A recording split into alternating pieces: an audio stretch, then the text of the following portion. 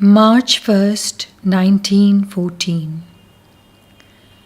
It is in one's own self that all the obstacles lie.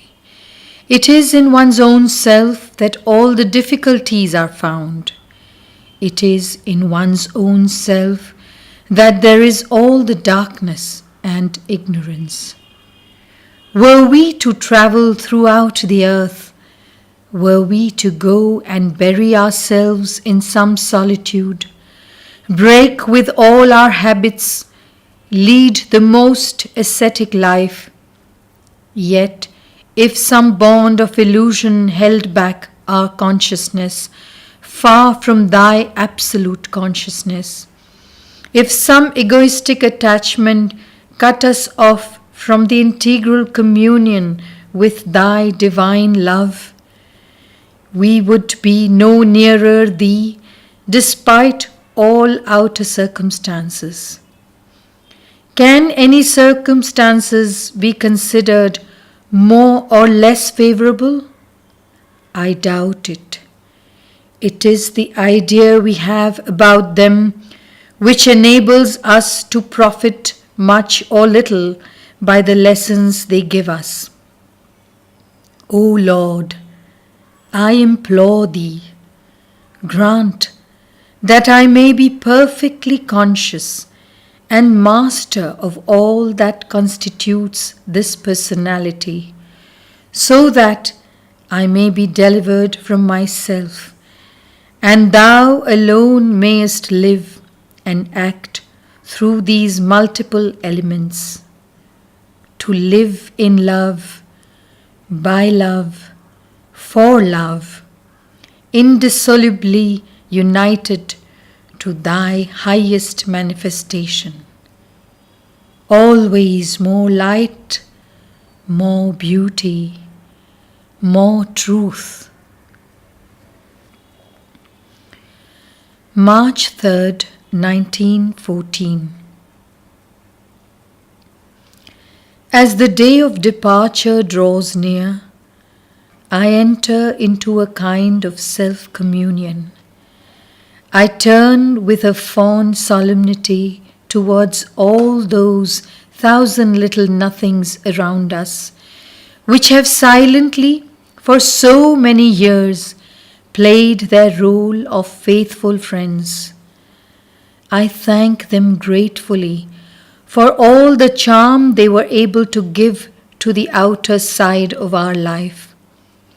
I wish that if they are destined to pass into other hands than ours for any length of time, these hands may be gentle to them and know all the respect that is due to what thy divine love, O Lord, has brought out from the dark inconscience of chaos. Then I turn towards the future, and my gaze becomes more solemn still. What it holds in store for us, I do not know, nor care to know. Outer circumstances have no importance at all. My only wish is that this may be for us the beginning of a new inner period in which, more detached from material things, we could be more conscious of thy law and more one-pointedly consecrated to its manifestation, that it may be a period of greater light, greater love, of a more perfect dedication to thy cause. In a silent adoration, I contemplate thee.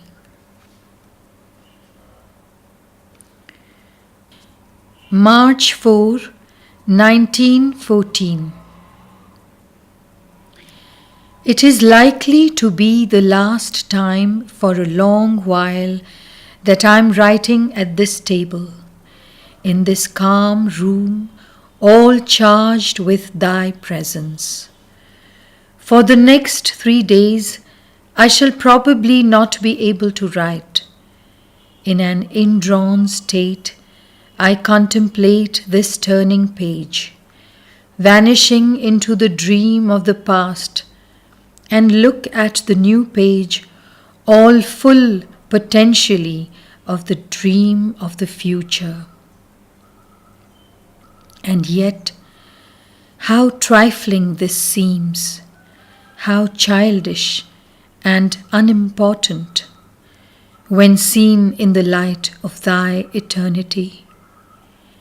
The only thing that is important is to obey thy law with love and joy.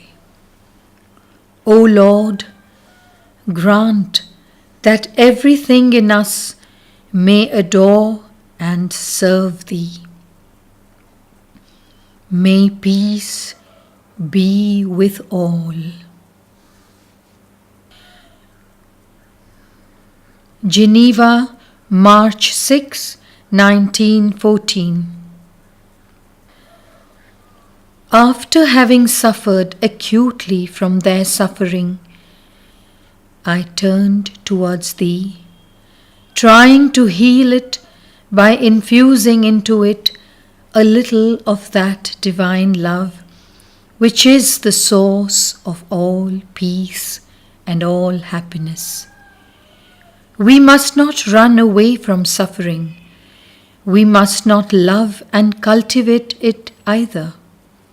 We must learn how to go deep down into it sufficiently to turn it into a lever powerful enough for us to force upon the doors of the eternal consciousness and enter the serenity of thy unchanging oneness.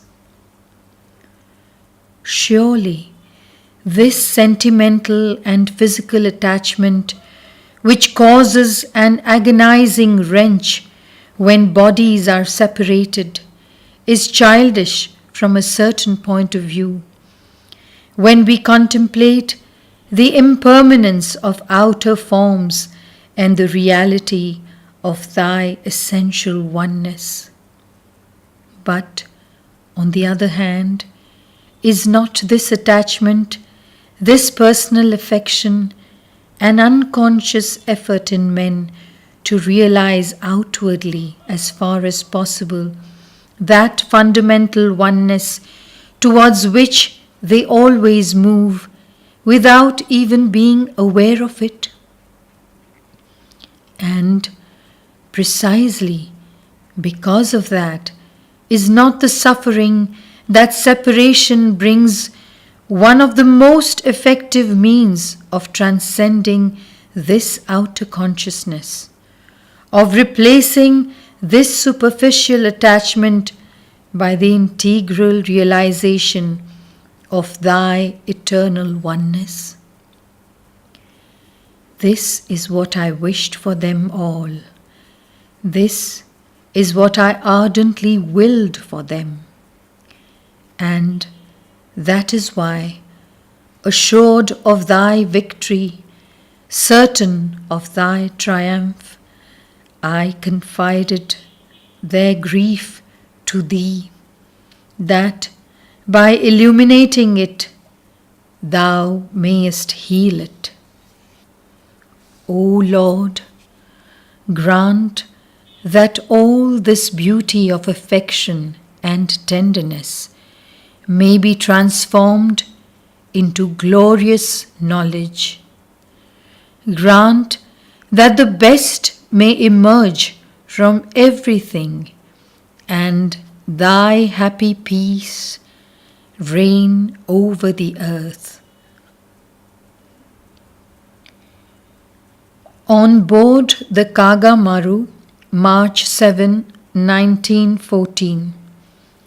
Second part of this prayer, translation by Sri Aurobindo. Thou wert with us yesterday as the most marvelous of protections. Thou didst permit thy law to triumph even in the most external manifestation. Violence was answered by calm, brutality by the strength of sweetness. And where an irreparable disaster would have occurred, thy power was glorified. O Lord, with what fervent gratitude did I greet thy presence.